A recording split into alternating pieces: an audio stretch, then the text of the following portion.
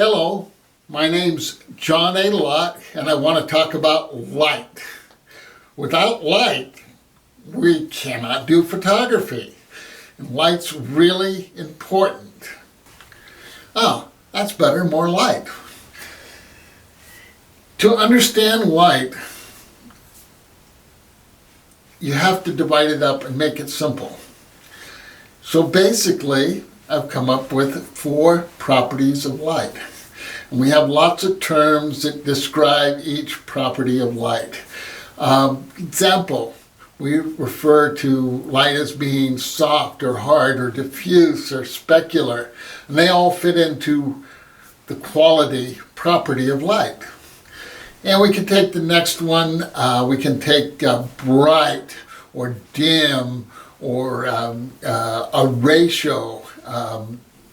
All of these are quantity of light or the amount of light.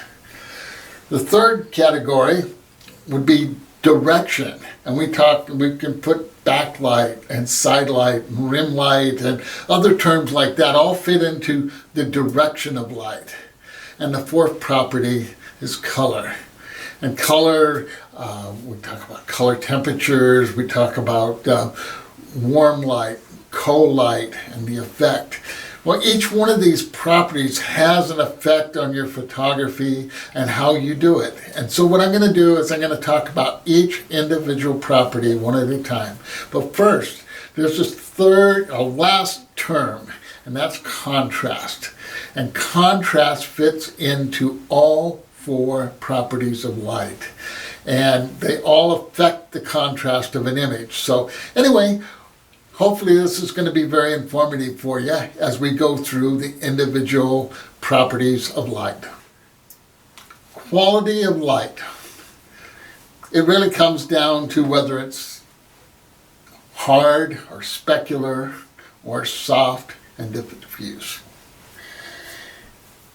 The amount of softness or diffuseness is not measurable. It's something that you have to visually look at and see and understand. Now, it's a function, and that's a very easy to understand. It's a relation of the size of the light and the distance away it is from the subject.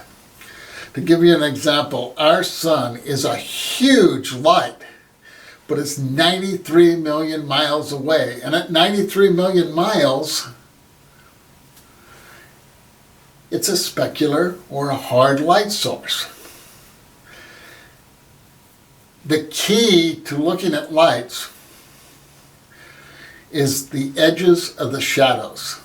If the edge of the shadow is hard, black and white, that's a specular or a hard light. If it's soft and diffused and kind of gradual, then that's a soft light. Now, we had different ways of controlling this light. One is positioning the light, either close or back, or we can put something in between the light, such as a little diffuser like this, which would diffuse the light or reflect the light instead of having it direct on the subject. So if this is 3 feet, 40 inches, something like that, that's going to control our light. Okay, so anyway, we've got lots of options. A softbox is an option. One word of caution, little tiny on-camera flashes. You put a little diffuser across that, it really doesn't do very much. If you put something larger on it, then it does something. And if you get close to your subject, it does something, because the closer you get, the larger it appears to your subject. So it's simple, and we've got to look at it that way. In studio, you move a light 4 inches, it makes a difference. Sometimes you work with that edge of the light because it's kind of soft coming on your subject. Other times you want it move it back. You want a harder light.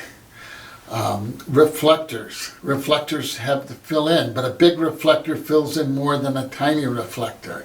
Sometimes little tiny reflectors will represent a little highlight on stuff. Now, we talk about the light, but our surfaces are also specular and diffuse. So with a specular light on a diffuse surface, it can make it look specular. Vice versa, with a soft light on a specular surface, it can make it look diffuse. So we've got to pay attention to what we're shooting and what we want to say and what we want to do when we choose whether we want a hard or a soft light. And next, we're going to go on to and talk about brightness of light. Brightness can be measured. We have exposure meters that will tell us how bright our lights are. So it has some rules that it's involved with our brightness of our light. And the first rule that comes to mind, and a really important rule, is the inverse square law. Now, the inverse square law basically says when you move a light back to twice the distance, you end up with 1/4 of the light because it's the inverse of the square, okay? So if you're 2 feet away from the subject with your light and you move it back to 4 foot, that's 2 stops, 1/4 of your light. Not 1 stop, 2 stops. And when you understand that, you start to understand working in the studio and stuff like that. There's a lot of studio photographers that go outside and they have trouble with the light because they don't understand that inverse square law. You know, that sun is the primary light outside. It's 93 million miles away. It's hard to get double the distance or even half the distance or 0.7 the distance. So you got to understand that, and your reflectors are going to work that way. You're going to add only 3 feet to the 97 million miles, so the reflector is going to be a lot hotter than it is in the studio. So that's why, you know, outdoor photographers sometimes have trouble going in the studio. Some people can do them both because they understand the inverse square law. Now, you can control mood with the brightness of the light. If you have deep shadows, very little fill light, stuff like that, you know, it can get an ominous mood. If you have a high key shot where you've got a lot of light just flooding the whole room, okay, you get a different mood. For years, photographers have used ratio of lights in doing portraiture. And because it gives a different feel and a different look. And so each selection you make for photography on lighting, you've got to think about the brightness. And it's not just one light, it's the combination of lights. Now, your control, distance, ISO, f-stop, shutter speed, all of these can control the amount of light that you record. So whether the light's bright or dim doesn't matter. It's what the ratio is and the combination of lights. So you've got to think of it that way. The next property of light is direction. Direction is very important. Understanding direction of light makes all the difference in the world when you're setting up a shot in the studio or photographing outdoors. Side light, backlight, key light, all of these are important. One thing that direction does is it brings out textures or it hides textures. You may be working with a client that says, well, I got a problem with this. We did a textured finish on it, but I don't want to show that in the studio. Or maybe the client says, this is a new textured coating on this, so we want to really make sure. So you might want to take a light and just kind of go side light across that thing and let that light just pop up the texture for you.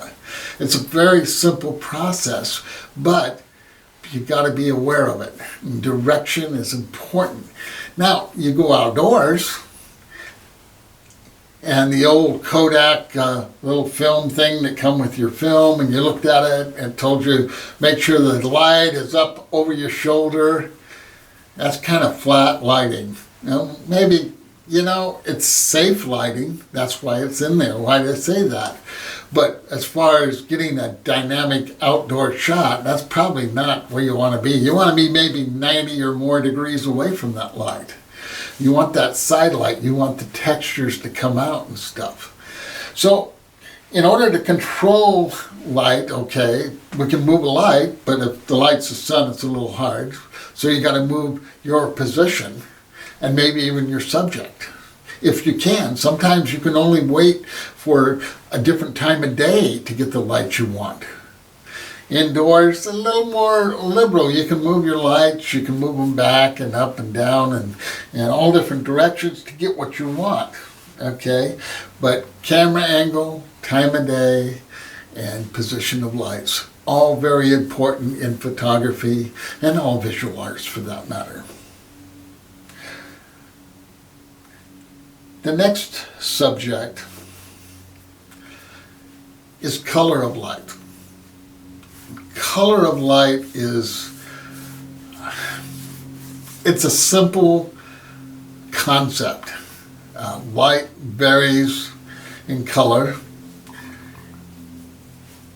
and we measure it in degrees Kelvin. And degrees Kelvin comes from what's known as black body radiation, which is they take a black body and they heat it up in at different degrees, like a coal in a fire, becomes different colors. And so they measure those degrees Kelvin, and we use that to tell what our lights are. So, daylight, 5,000, 5,500, somewhere in there is daylight.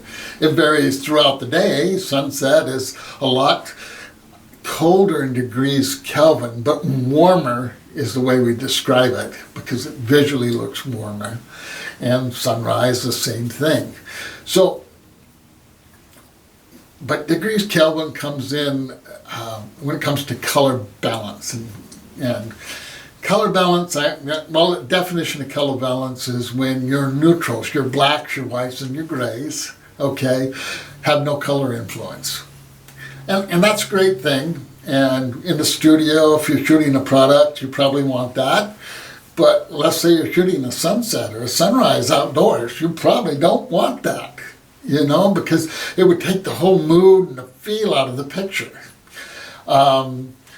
We can control light by filters, both over the camera lens and over the lights. I've often did that. I used to have these filters I put on the fluorescent fixtures in buildings so I could have the lights on the outside and those balanced to the same color temperature, so we get nice pictures when I was doing commercial work. But it's just little things like that. Now, a lot of times we use color for effect. And we use color for backgrounds, we use color for all types of different effects and feelings in a picture. One caution with doing that is you've got to leave something for the eye to identify as the right color, or it just looks like you skewed the color of something. So that's the clue there in color, is to do that. Now, nowadays, we can use raw processing because we get raw files and we can change the color temperature and balance it real quick if we have to. Film wasn't so lenient, but in so doing, we've gotten a little sloppy sometimes with our color, but that's okay. It's what the art is. It's what you want it to be. And knowing the color, knowing how to work with it and control it makes the biggest difference of all. Now, the last thing I want to talk about is contrast. contrast of your image overall is affected by all the properties of light. A specular light by nature is more contrasting than a diffuse light. A direction of light from the side, the back, is much more contrasting than a straight-on type light. Color itself, okay, color has a lot to do with color contrast. Contrasting colors affect the contrast. A blue and a red right next to each other, or an orange and a black, that creates contrast. But little pastel colors right next to each other wouldn't cause so much contrast. Brightness. If you have a bright scene that has a high ratio, maybe a 4:1 or a 5:1 lighting ratio, it's going to inherently be more contrasty than a 2:1 or a 1:1 lighting ratio. So everything, all four properties of light affect the contrast. So with that, I hope a little more understanding of light like this will help you manage your lighting and your photographic thinking when you're in the field. So thank you very much for your time there. Name is John Adelot, and we'll catch you real soon. Bye-bye.